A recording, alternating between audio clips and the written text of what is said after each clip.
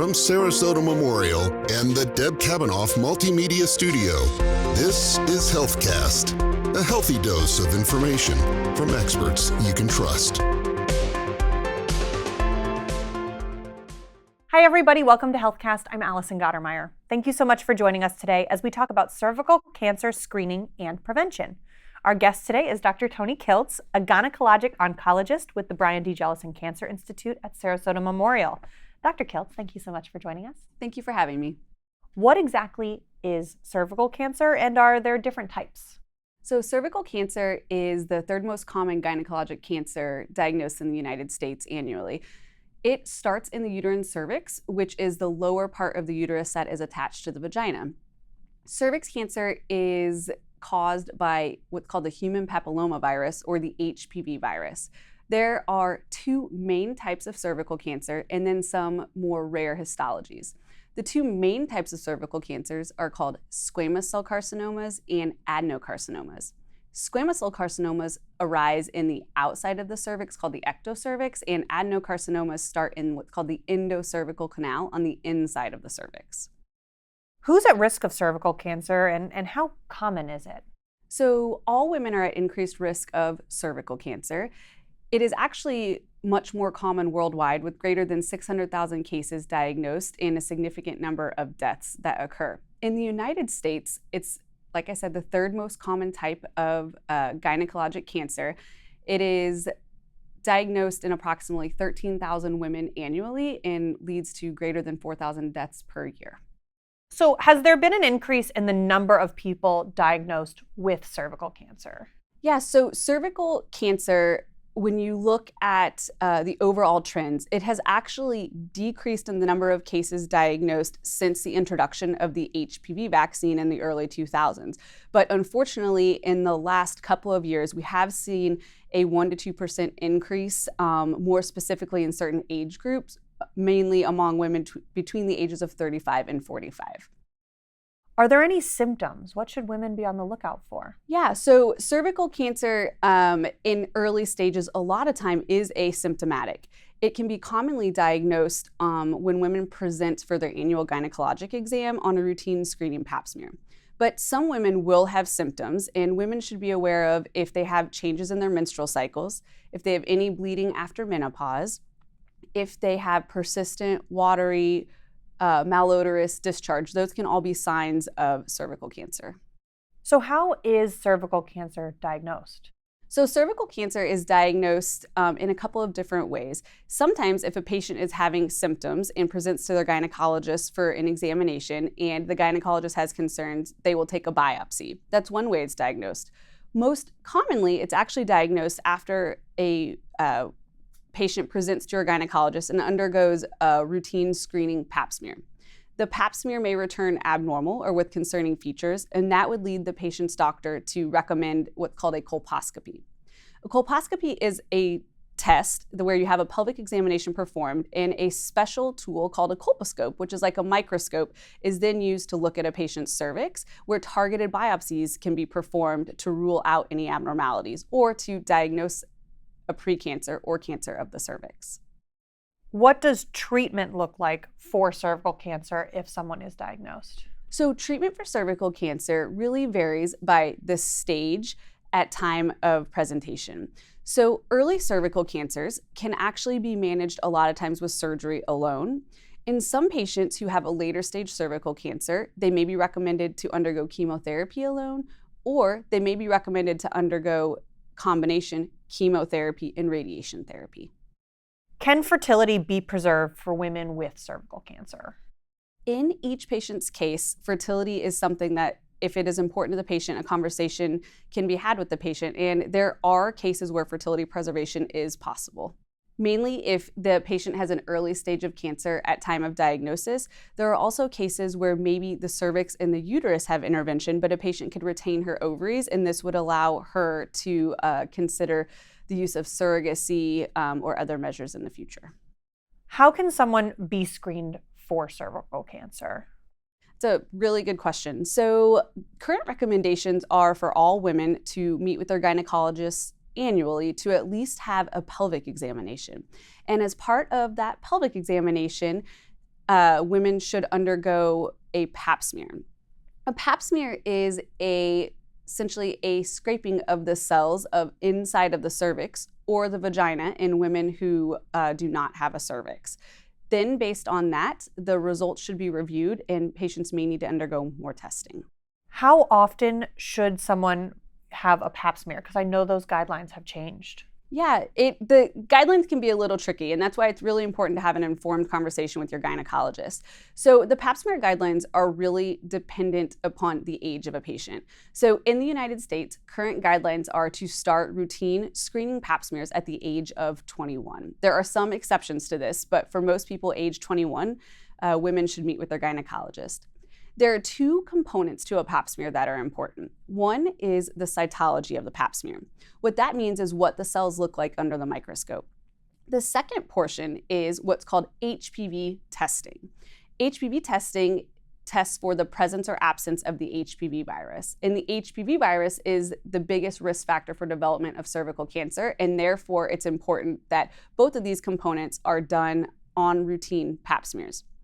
That guideline really starts at age 30. So pap smears really should be performed every 3 to 5 years in the United States.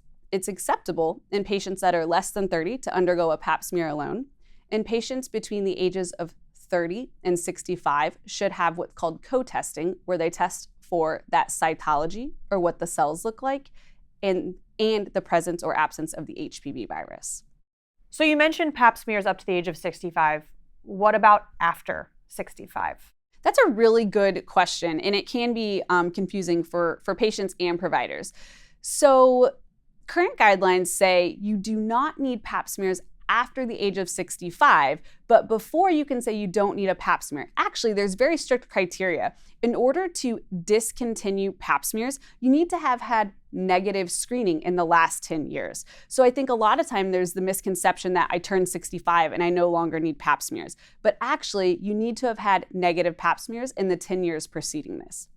Additionally, it's really important to make sure that you see your either primary care or your gynecologist to discuss this, because actually about 20% of cervical cancers are diagnosed in patients over the age of 65. Some guidelines even say that it's reasonable to consider pap smear screening when somebody has greater than 10 years of lifespan left. So you could be 65 and live for another 20 years, and you probably should still have pap smears unless you actually screened negative in the past over a decade-long period of time.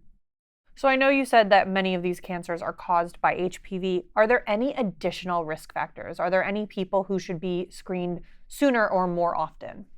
So risk factors for HPV virus really include women or men who have sex with multiple partners, who have early age onset of first time of intercourse, and the biggest one is actually smoking. Smoking is one of the biggest risk factors for the HPV virus. Other factors include anything that is immunosuppressive, like HIV, patients on immunosuppressive medications. They should alert their doctors to that so they can undergo appropriate screening. Can you delve a little deeper and explain the difference between a pap smear and a regular pelvic exam? Because I know some people believe they've been screened than when they actually haven't been. That's a really good question. So there is a difference. So it is recommended currently that all women see their gynecologist for an annual pelvic examination, which does not always include a pap smear. So a pelvic examination is where a patient's provider will also take a look at the skin of the vulva, the epithelium of the vagina, and also take a look at the cervix. And this is really important because there are other non-HPV related conditions that can also cause precancer or cancer of this area.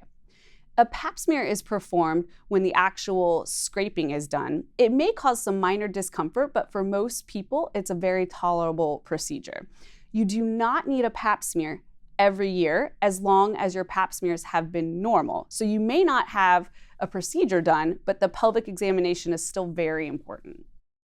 So not every abnormal pap smear means cancer. Can you walk through the process after an abnormal pap comes back? So sometimes pap smears are abnormal in the sense that maybe there's an infection present on the pap smear. Sometimes in patients who have gone through menopause, sometimes their pap smear results are abnormal because of atrophy or lack of estrogen in the cervix or the vagina. Really, A pap smear is a screening test. It will always capture more abnormalities than are maybe present. And then that's why it's really important if you have an abnormal pap smear that you then undergo that colposcopy, where that is a test that can really rule in or rule out bad problems. So why is early detection so important? Early detection is really important because when you catch a problem, when it's early in early stages, it's usually treatable and even curable. If you're diagnosed with a cervical cancer at a later stage, there's still a chance of curing the cancer, meaning it goes away forever, but there's also a higher chance that you will need multiple types of treatment and it may not be curable. Are there ways to prevent cervical cancer altogether? There are ways to prevent cervical cancer. One way is to engage in safe sex practices using barrier method with new partners. The biggest way to prevent cervical cancer, though, is actually becoming vaccinated before onset of sexual activity. So there is a vaccine approved against the HPV virus. It works against 9 different strains of the HPV virus, and it's approved for patients, both boys and girls, starting at age 9 up to the age of 45. What would you say are the biggest advancements that you've seen in cervical cancer treatment, screening, prevention, anything like that? So the 2 biggest breakthroughs, I would say, in the last 25 to 50 years, first is the development of the screening pap smear. This type of cancer actually has a test that can detect it at early stages. Not all cancers have that, and that's really important. The second is the development of the HPV vaccine. This has been a huge breakthrough. In other countries where vaccine uptake is higher, they are actually on the path to eradicate cervical cancer, and that's pretty impressive. In the United States, we are working on our vaccine rates, but we have seen reduction in the number of cervical cancers diagnosed since the introduction of this vaccine in the early 2000s. So this is the largest breakthrough for this type of cancer. And what would you say is the biggest misconception you hear from patients when they come to you? Maybe they've had a new diagnosis. What do you like to tell them? So when patients come to me with a new diagnosis, I think the first thing that I talk to them about is, how they got the cancer diagnosis and maybe why they developed this type of cancer. I think it's really important to make sure that patients understand that over 85% of men and women will be exposed to the HPV virus at some point in their life. And cancer develops when for some reason they don't clear it. There are ways that we can treat the cancer and that they will most likely be able to go on and live long and healthy lives as long as they have treatment and close follow-up. So can you talk a little bit about how patients are treated if they present with a cervical cancer by the multidisciplinary team at the Brian B. Jellison Cancer Institute? We are really fortunate here in Sarasota to be a part of the Brian Jellison Cancer Institute because we offer all therapies for early stage and late stage cervical cancer within our healthcare system. So when a patient is diagnosed with cervical cancer, the patients are generally reviewed by our multidisciplinary tumor board.